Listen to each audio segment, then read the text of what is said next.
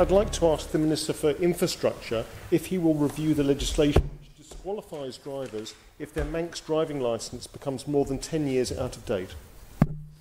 Minister for Infrastructure, Mr. Harmer. Thank you, Mr. President. The primary legislation does not disqualify a driver who has not held a licence for over 10 years.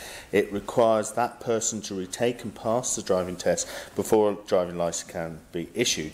Until they pass this test, that the person can obtain a provisional licence in a normal way. As the number of factors affected by this provision are very small, it has not been a legislative priority. However, the matter will be considered further. Supplementary, Dr. Allinson. I'd like to thank the Minister for his reply. I must admit, I was not aware of this until it was raised by a constituent, but I think as we go into Brexit, perhaps sometime this millennium, we will be dealing with more and more people who come to our country with different licences, and so a bit more clarity about driving licences overall, both for people on the island, people coming to the island, but also for islanders going off to Europe, would be very, very useful. Thank you.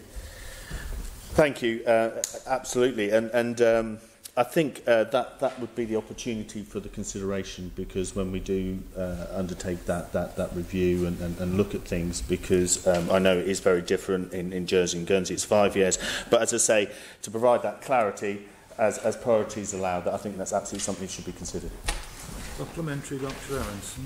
Thank you very much, Mr. President. I mean, the reality is, as you say, it is different in different jurisdictions, but would the Minister agree that it does seem a little bit strange that if one's driver's licence runs out for more than 10 years, you have to go back and do both the theory and practical test all over again, and theoretically with a provisional licence, put L plates up for your children to see, and yet if your passport lapses for more than 10 years, there's no real problems reapplying for it. Thank you.